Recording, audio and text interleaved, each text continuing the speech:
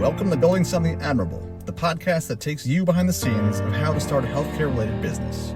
I'll share each step that we took to establish our now thriving practice at Meyer Medical, including our highs and lows, insider advice, and real-life lessons in every episode. Good morning, budding medical entrepreneurs. This is the Building Something Admirable podcast. I'm Alex. I think today, let's continue talking about building your team. In this case, can you work with your spouse? Let's get started.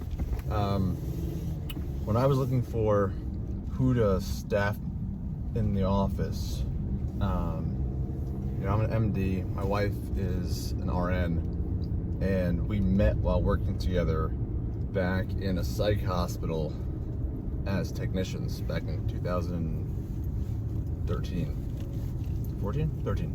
When Ali and I worked together, we were on the same hierarchical level of authority here, although we were on different units. So when she rotated over to the acute care unit, then it was kind of my domain, and sometimes I would make the schedules or be one of the more senior folks there, and vice versa. So in those cases, we may be supervising one another, but overall, we were basically on the same level. And even so, there were some times where I was not running the floor, but when I was dealing with a situation or kind of the usual controlled chaos that would happen on the ACU, I'd have to kind of give some orders around a little bit just to organize things. And when we started dating, that became a bit of an issue, and so we avoided working together after that. So going through med school, going through residency, anytime anybody ever asked Aaliyah if she was going to work with me, her response was always, "Oh, we can't possibly work together." Fast forward to starting at Meyer, and and I've hired, as we talked about in the last episode, we brought on my sister first as the practice manager, just because she and I work well together, and she's very well and uniquely qualified for the job. And next, we needed someone for the clinical side of things, because while I absolutely can take vitals and stuff still, never forget your tech roots. In the end, of course, it's not efficient for me to be taking vitals and all that stuff and doing the intake and checking people in and everything. So I need to hire somebody for that one. And Aaliyah had already gotten a job at another hospital, working at a psych hospital actually again. She was back in psych, with the idea being that we'd keep it separate. She'd work there, it would give us benefits. This way, when we're doing startup stuff, we didn't need to worry about finding health insurance, because even though I'm employed by the practice, at the time, since it was just me and Lauren, all we did was a retirement plan. We didn't do any sort of health insurance because it wasn't necessary at that point. So to save expenses, we deliberately didn't get insurance for the company, and this way we could kind of just worry about business finances and not have another drag on that. So going into January, it became clear that the practice obviously was going to be getting busier, and Aaliyah switched jobs from Rockford to Meyer full time. And at that point, it was kind of like a big leap of faith, because we hadn't had a busy practice yet enough where it was going to be demanding a lot of her time, putting stress on us in a work setting to see how well we could work together, especially now that there was a very clear hierarchy. So that's a bit of a gamble. Now, when it comes to some of the idea generation that I've mentioned, I think in the last couple that I've shot here, it's kind of good to have your spouse, especially if there's someone who really enjoys starting a disagreement about something that's subjective. And anyone that's married that I know, that seems to be part of the picture. That seems to be something that everyone enjoys, is needle your significant other on this kind of stuff. And so when it comes to pricing or branding and that kind of stuff, Aaliyah brings a different perspective, and deliberately, it's kind of a quick red team, blue team thing, where even if she's on board, she's inherently trying to poke holes in it just to make it a better idea. So by hiring your spouse, I frankly think that some of the ideas that we've had are better and more fleshed out, and whenever we have those strategy sessions, it ends up being a pretty good exercise that forces me to defend any of my ideas I'm proposing, because Aaliyah is going to question, well, have you thought about this? Is that going to make the patient not like that? How am I going to be able to sell this program to people when I'm out at different business engagements?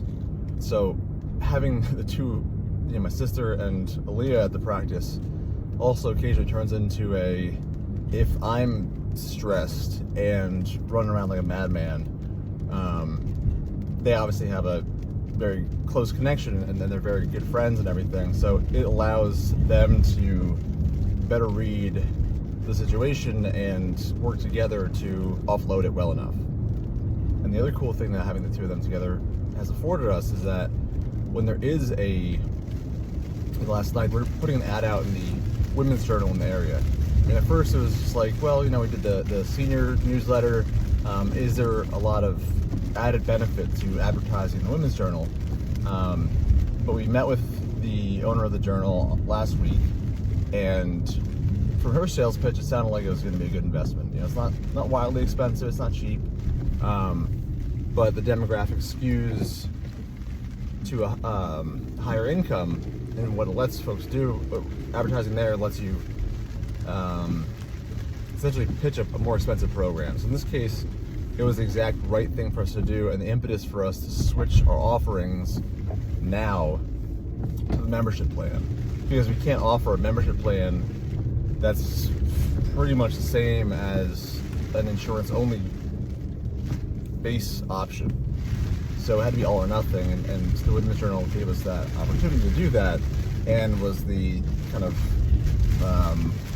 line in the sand of time to do this now. So if you're a medical practice, obviously in the beginning you want to bootstrap, you want to do everything yourself, but those are probably the first two hires, if I had to do it again, that I'd keep doing, because in this case, so having your practice manager be first and your nurse or someone clinical to help you out be second are in my opinion, for my kind of practice, the most important first two hires, because your time is valuable and you don't want to be wasting time answering phones all the time and doing the intake and the blood pressures and all that stuff. You need to be focusing on the stuff that only you can do.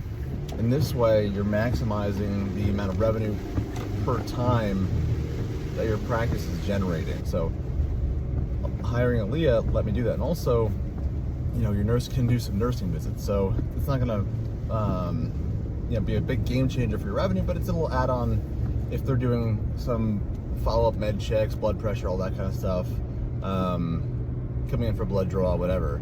Those are additional ways that you can make revenue per unit of time that is not dependent on your time, because your time is going to be the expensive time. Now, to go back to an important point I touched on a broader episode, two important things you want to focus on when it comes to hiring. One, pay people appropriately. So that means don't try and, save a buck by undercutting the market on a salary offer. You want to attract the top talent. You want to make sure that you're competitive, and being a small practice, if some things aren't as ideal, i.e. the stress and work hours, since in a regular old hospital-based clinic, you have a lot more flexibility in terms of there's always somebody else there to help out. God forbid, someone's sick, you can pull somebody, whatever. A small practice, that is not the same luxury that you have. And so you want someone who's going to be an absolute all-star. And that brings me to the second point, which is not only should you pay up for these folks, you also want to get them when you can. So even if it's not the ideal time, if you can afford someone and they're an all-star for whatever role you're going to be hiring eventually and pretty soon, do it now. Find a way for them to cross-train and maybe help out with something that you need more urgently, but having them in the door when they're available saves you from trying to lure somebody away from a new job that they took 6 months ago because you weren't ready to hire them then. Hiring and training is a very expensive process and time-consuming, and it's your time consuming, which then also means it's more expensive because the opportunity cost of whatever you could be doing, instead of teaching somebody how to write the notes the way you like them, or how to take a history that is relevant for your specialty, or whatever else might be a factor here. You really want to make sure that's done well and once. If you have to keep doing it because you're hiring whomever is available at a average or even substandard rate, all you're going to be doing is costing yourself more money in the end and driving yourself crazy because you don't have the help that you need. Of course, they're going to be. Now, the downsides of working with your spouse, understandably, are going to be if you're having a bad day or he or she is having a bad day, that's only going to potentially cause some friction that follows you home. If you're spending all day with your significant other at work and it's not the smoothest day, but then you home and it follows you there, and then something else is going wrong, say there's financial trouble, because even when you're a successful practice, the finances aren't always, knee-deep buckets of money. There are certainly times where your business is almost paycheck to paycheck because reimbursements come in lumps.